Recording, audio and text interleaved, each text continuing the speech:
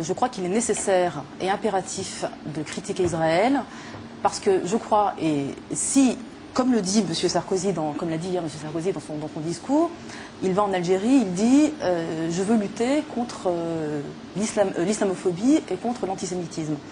Comment se fait-il qu'un homme qui a fait sa campagne sur les terres du Front National, sur, rappelez-vous, les moutons qu'on égorge, récemment, il a parlé de voyoucratie par rapport à ce qui se passe dans les quartiers. Précédemment, il avait parlé de racailles. Il a soutenu Charlie Hebdo dans sa campagne, soi-disant pour la liberté d'expression, alors que Charlie Hebdo soutenait l'expression d'une caricature raciste et islamophobe. Comment voulez-vous qu'on prenne au sérieux, déjà, sa volonté de combattre l'islamophobie, n'est-ce pas? Et, par ailleurs, sa volonté de combattre l'antisémitisme. Moi, je crois que cet homme-là fait exactement le contraire. Exactement le contraire. D'abord, par tous les propos, évidemment, il n'a pas le même discours suivant qu'il est en France, face aux gens qui vivent dans les quartiers populaires, les gens issus de l'immigration, et lorsqu'il va signer des contrats et qu'il va en Algérie. Donc ça, c'est une chose par rapport à l'islamophobie. Concernant l'antisémitisme, je crois que la meilleure manière de lutter contre l'antisémitisme, c'est de lutter contre le sionisme. De lutter contre le sionisme. C'est le sionisme et l'annexion des juifs à l'idéologie sioniste qui fait augmenter l'antisémitisme dans le monde. C'est l'annexion des juifs à l'État d'Israël, un État qui pratique le terrorisme d'État, qui est par ailleurs à l'origine de l'expulsion d'un peuple de sa terre, qui fait des juifs les complices lorsqu'ils sont sionistes, de la misère et du malheur des Palestiniens. Donc je crois que si on veut à la fois lutter contre l'islamophobie et contre l'antisémitisme, contre l'antisémitisme, il faut avoir des positions très claires sur les origines du sionisme. Sur les origines du sionisme. Permettez, monsieur. Il faut d'abord savoir, il faut d'abord comprendre quelle a été la fonction politique du sionisme. Je crois que les pays occidentaux, l'impérialisme occidental dans les années 40, a permis le sionisme parce qu'il servait ses intérêts dans le monde arabe. Il servait ses intérêts dans le monde arabe, primo.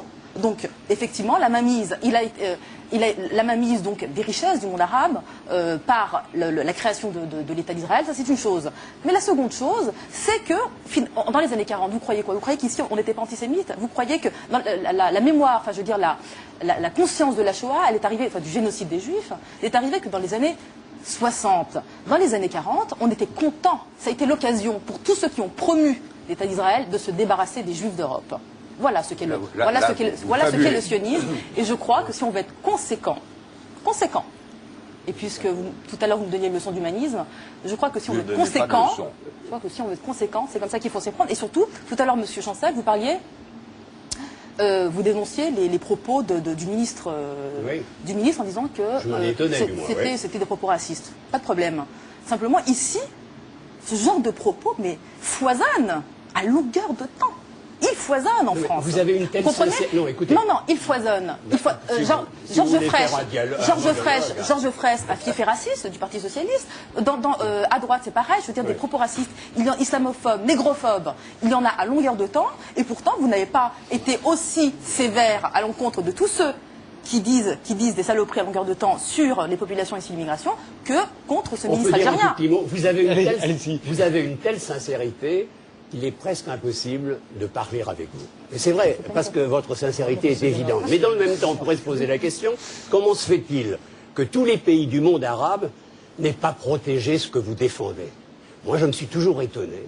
Parce que tous les défendent, par exemple, faire de telle sorte que la Palestine soit enfin créée. D'autre part, je suis d'accord avec vous. Tout à l'heure, vous parliez des caricatures. Vous croyez, nous sommes, moi je suis chrétien, catholique, né comme ça. Si vous croyez que je me suis ému une seule fois des caricatures, et pourtant il y en a des tonnes sur le pape, ou la chrétienté, ou le catholicisme, je veux dire, la caricature est une chose d'aujourd'hui. Vous semblez... la caricature. Mais si, ça fait partie... Quand elle est raciste, il faut dire qu'elle est raciste, c'est tout. Ça c'est autre chose, on dit qu'elle est ratée. Ah si, on dit qu'elle est ratée, raciste. Je veux bien. Quand une caricature est raciste, on dit qu'elle est raciste. Non, si elle est ratée, je suis d'accord avec vous. Il y a un truc gênant quand même, c'est le deux poids, deux mesures, ça c'est certain. C'est-à-dire qu'un patron de presse peut se déclarer ouvertement islamophobe sans aucun problème. S'il se déclarait seulement judéophobe, il serait viré le lendemain. Non, mais il n'a pas été viré, excusez-moi, et on l'a même applaudi. Aucun patron de presse ne s'est déclaré islamophobe. Monsieur Humbert l'a pas déclaré? Ah si. Il l'a déclaré, il l'a écrit noir sur blanc. Donc c'est compliqué, parce que nous sommes attachés, nous, Français de gauche, à l'égalité. Et à l'égalité, pas l'égalitarisme social, mais à l'égalité de traitement, et notamment au logos, c'est-à-dire à quelque chose qui s'appelle la logique, qui est la même pour tous. Or, il y a un problème de double éthique dans ces conversations-là, c'est qu'il y a des logiques à deux vitesses, quoi. C'est-à-dire qu'à un moment donné, il y a des gens qui ont plus de droits que les autres, et ça pose des problèmes, parce que moi j'ai du mal à être crédible face à une personne comme ça, quand je vous entends et que je pense faire partie du même camp que vous, quoi. Je veux dire, à un moment donné, on occulte la réalité des Palestiniens, et ça me gêne. Excusez-moi de vous couper la parole. Vous savez que on pourrait peut-être discuter de ça, mais j'ai pas tellement envie. Je vais vous dire pour quelle raison. Parce que effectivement, si on est entre guillemets si chatouilleux avec l'antisémitisme en France, c'est qu'on a une historique, monsieur. On a une histoire en France. C'est pour ça. Mais oui, mais c'est repentance. La colonisation n'est pas la Shoah. Je suis désolé. Dominique Jamais, vous vouliez intervenir. Donc c'est de la merde. Je crois qu'on a élargi. Je crois qu'on a élargi sensiblement le cas. Je crois qu'on a élargi sensiblement.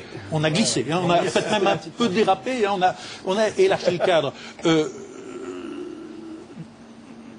voudrais revenir au voyage de Sarkozy et aux propos qui ont été tenus, mais auparavant, une seule observation est modeste.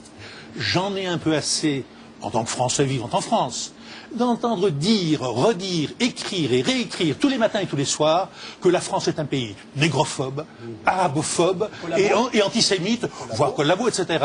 La France est quand même le pays d'Europe qui comporte la plus grosse communauté juive, la plus grosse communauté africaine, la plus grosse communauté arabe. Sont-ils tous masochistes à ce point-là? Sont-ils tous les pays d'Europe basculés dans le fascisme? Espagne, Italie, Allemagne, et nous votions Front Populaire à l'époque. Sont-ils tous masochistes à ce point-là? Pour cette France antisémite dont vous parlez. Que de venir par millions en France, dans le pays où matin et soir on les brime, on les piétine, et on les insulte, etc. Faut quand même pas exagérer trop.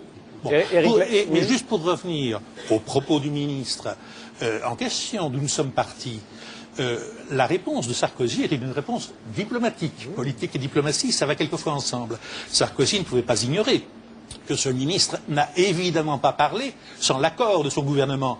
En Algérie, la parole politique n'est pas libre. Et ce ministre qui accusait les lobbies français, ça n'existe pas chez lui, je le dis, sauf certains lobbies. Il est le porte-parole du lobby des services spéciaux, du lobby de l'armée et du lobby du FLN, qui gouverne l'Algérie depuis maintenant 45 ans, avec quelques conséquences qui ne sont pas épatantes pour l'Algérie elle-même. Et il est quand même... il y a un point fondamental. Est-ce qu'il faut demander aux enfants, puisque c'est ce que demandait ce ministre, est-ce qu'il faut demander aux enfants de se repentir des fautes de leur père? Est-ce qu'il faut absolument battre sa coulpe sur la poitrine des ancêtres qui sont morts? Ça ne me paraît pas une bonne chose. Et si ce ministre s'intéresse tellement à l'histoire, puisqu'apparemment il est féru d'histoire, eh bien il fait partie, lui, non pas comme fils ou comme petit-fils, mais comme acteur des gens qui ont massacré les harkis par dizaines de milliers. Alors il aurait dû se taire. Je voudrais essayer d'élever le débat, comme on dit. Est-ce que c'est, ça je vous le dis à vous, est-ce que c'est un service à rendre aux Algériens et aux Français d'origine algérienne de leur faire croire que si ça va mal aujourd'hui politiquement en Algérie, c'est parce que les Français y étaient il y a 40 ans?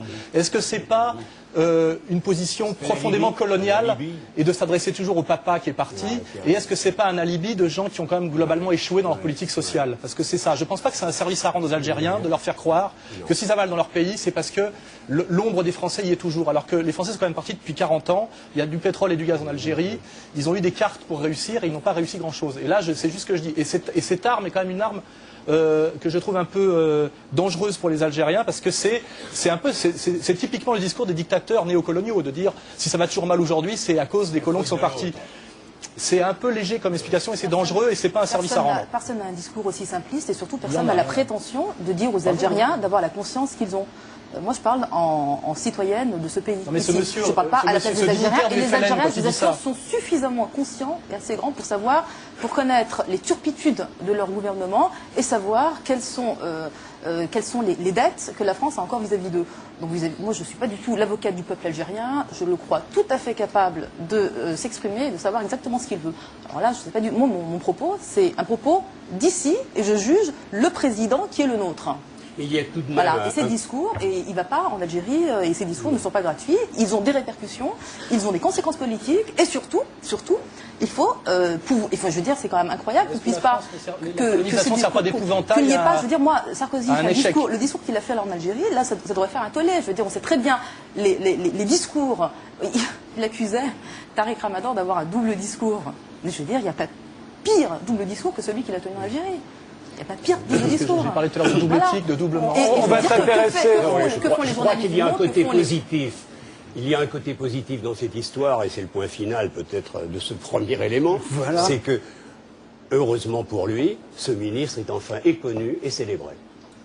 Vous parlez du ministre des Affaires combattants d'Algérie. Vous voulez terminer, toujours après on passera... Voilà, je me souviens toujours en place. Je voulais dire tout à l'heure, monsieur, concernant les Juifs d'Algérie. Effectivement, il n'y a plus de Juifs en Algérie, mais là encore, vous avez fait des raccourcis. Il est important de remettre les choses en contexte et de savoir pourquoi il n'y a plus de Juifs en Algérie. Je vous rappelle quand même qu'en 1870, ils ont obtenu, alors qu'ils étaient des Algériens, ils étaient des habitants de ces terres qu'était l'Algérie, c'était des autochtones, ils étaient soit berbères, soit arabes. Ils ont obtenu par la France, par le décret Crémieux, la nationalité française, qui leur a fait, pour une part, prendre fait et cause pour l'Algérie française. Bon, ça c'est un fait d'histoire, monsieur. Oui, donc ils sont partis, effectivement, ils sont partis au même titre que ceux qui ont pris le fait et cause pour la nationalité française. Ceux qui ont pris les armes, il y en a qui ont pris les armes avec le FLN, ceux-là ont pu rester. Est-ce que c'est à cause du décret Crémieux qu'il n'y a plus de juifs en Irak, en Égypte, en Syrie? C'est à cause du sionisme, monsieur. Ah oui, d'accord. Non, mais c'est pas le décret Crémieux. Ah non, c'est pas. Ils n'ont pas pris parti pour l'Algérie française, c'est ça. Et comment se fait-il qu'il n'y ait plus un juif dans la quasi-totalité des pays arabes? Est-ce au nom de la tolérance, du multiculturalisme? À cause de deux faits coloniaux. Oui. Le colonialisme, effectivement, que les États arabes en France, n'ont pas su surmonter. Que le colonialisme, le système colonial qui a sévi en Algérie et au Maghreb, et effectivement le sionisme qui a arraché les juifs originaires des pays arabes et qui leur a fait miroiter le projet israélien. Voyons, monsieur. Et oui. On va pas reprendre le débat sur Israël. Je préférerais qu'on aborde juste... historique là-dedans, quand même. Un peu d'exagération. Contre-vérité. Il faut des faits, il faut des arguments, monsieur. Je préférerais qu'on aborde maintenant cette couverture du magazine Time, le magazine américain, en tout cas cette couverture dans son édition européenne, voilà, qui a quand même fait beaucoup jaser depuis sa parution. Je vous rappelle donc que Time a annoncé la mort de la culture française en couverture et en lançant cette pique, en accroche. Est-ce que vous connaissez un artiste français qui a de l'importance au niveau mondial aujourd'hui? Alors je vous pose la question, est-ce qu'il y a des artistes français aujourd'hui dont le rayonnement dépasse les frontières françaises et qui méritent suffisamment qu'on s'y intéresse pour dire que l'article de Time est faux? Bon, tout d'abord, ce n'est pas nouveau. Ce n'est pas la première fois qu'on fait une attaque comme celle-là. Mais c'est vrai, là. Oui, c'est vrai. Mais alors, c'est assez extraordinaire. Vous trouvez que c'est vrai, tous? Oui, bien sûr. Oui, non, mais il faut aller un peu plus loin quand même. C'est les élites françaises qui en sont absolument responsables. Oui. Écoutons Jacques Chancel. Alors, les voilà en fièvre et nous voilà en deuil. Alors moi je veux bien, moi ça m'amuse ce papier. Et vraiment, c'est presque de la galéjade, parce que d'abord ils confondent culture et divertissement. On ne va pas rentrer dans leur débat en attaquant à notre tour l'Amérique. On sait bien, si on prend des romanciers, c'est vrai qu'ils ont eu Fitzgerald, Hemingway, Norman Mailer qui vient de mourir, et quelques autres, Sol Belot. Par contre, on peut parler de Sarkozy. Quand le président de la France est fier qu'on le prenne pour un Américain et ne fait la promotion que des valeurs anglo-saxonnes et qu'on sent un profond mépris de ce qu'on appelle l'exception française, bien sûr que si. Nous avons élu un président américain. Donc un président américain en France ne fait pas la promotion de la culture française. Moi, j'ai été invité à la radio de l'Institut de l'Académie française. On m'a dit pourquoi vous vous battez? Je me dis je me bats pour le génie français. Et le type m'a dit ça existe ça? Voilà, on était sous la coupole. Non, il faut savoir ce qu'ils disent. Il faut savoir ce qu'ils disent. D'abord, ils disent que nous n'avons plus ni Proust, ni Manet. Non, ils parlent des artistes français vivants. Ils sont dans des chambres de bonne en banlieue, monsieur. Alors, ils sont pas chez Flammarion, c'est tout. Ils ne l'ont jamais lu, d'abord, je ne vois pas pourquoi. D'abord, il ne faut pas confondre Time et l'Amérique. C'est ce journaliste qui, en plus, vit en France. Mais nous avons, une certaine culture. Nous avons des architectes qui sont partout dans le monde. Nous avons des philosophes qui sont dans les grandes universités américaines. Nous avons plein de gens qui travaillent et qui expriment la culture française. Simplement, là où il y a un défaut, nous en parlions un tout petit peu tout à l'heure, c'est lorsqu'on parle de littérature. Bon, nous obéissons, hélas, en France, à des réseaux. Et la littérature n'est pas ce qu'elle devrait être, n'est plus ce qu'elle a été. Mais lorsque, par exemple, on parle d'un concours ou d'un Renaudot, des prix littéraires, bon, c'est vrai que ça fait de grandes ventes. Mais les gens qui achètent ces livres-là, c'est pour les mettre sur la table de chevet, souvent ils ne sont pas lus. D'autre part, si on parle de notre cher métier, la télévision ou la radio, non, moi, je suis écrivain, lorsqu'on parle de la télévision, je n'ai jamais entendu quelqu'un dire « c'était remarquable ». J'entends dire « ça a fait telle audience ». Et c'est en cela que nous devenons terriblement coupables. Mais nous avons, moi je défends, notre culture, tout en sachant que vraiment on dérape très très très souvent. Alors pour préciser ce que dit Morrison dans son article, il dit que la culture française est bien vivante en France, mais qu'elle ne s'exporte plus. Ah ben c'est ça, c'est là où il parle de rayonnement mondial. Régis Geoffrey. Quand même, parce que quelques points là, il se trouve que j'ai plusieurs choses à dire, je ne sais pas si j'y arriverai, mais je vais en dire, je vais commencer par la première. Vous savez que pendant le XXe siècle, la fin du XXe siècle, au niveau de la littérature mondiale, alors là, des autorités mondiales, on parle plus ou moins des autorités américaines, comme ça vous simplifie la tâche. Le plus grand écrivain du XXe siècle, c'était Joyce. Il se trouve maintenant que c'est Proust. C'est juste un petit aparté. Deuxièmement, ça peut changer. Deuxièmement, j'ai un petit problème par rapport à ce que vous avez dit, c'est-à-dire que les gens achètent des livres pour pas les lire. Le problème, c'est que les gens qui disent ça, et je peux me mettre dedans, ça n'est pas un problème, les librairies ne les ont pas achetés depuis l'âge de 20 ans, vous comprenez, on les leur envoie. Le problème, c'est qu'un livre, ça vaut 20 €. Vous comprenez, 20 € quand vous gagnez 1200 € par mois, et encore quand vous avez la chance d'avoir un travail, de n'être pas au SMIC, c'est important.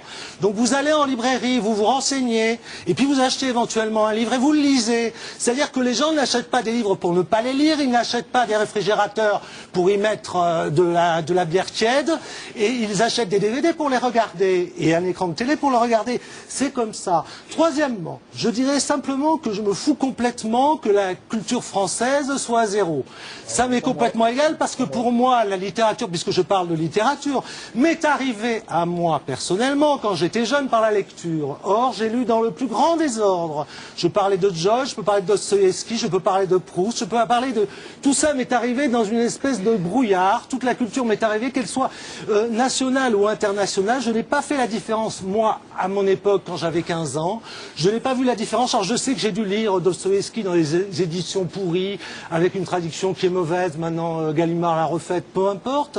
Mais moi, j'ai tout pris comme ça. Et le fait de vouloir, finalement...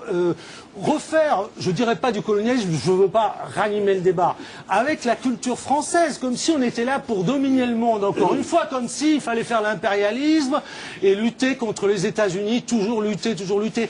Moi, ça ne m'intéresse pas. Quand vous allez dans une librairie à New York, vous ne verrez guère de livres français, vous n'en verrez pratiquement pas. Vous verrez la littérature sud-américaine et la littérature anglaise. Mais nous avons une supériorité par rapport aux Américains. C'est que nous avons effectivement la culture française, la culture espagnole, la culture hispanienne, italienne et la culture allemande et toute la culture russe. Et nous avons aussi la littérature américaine.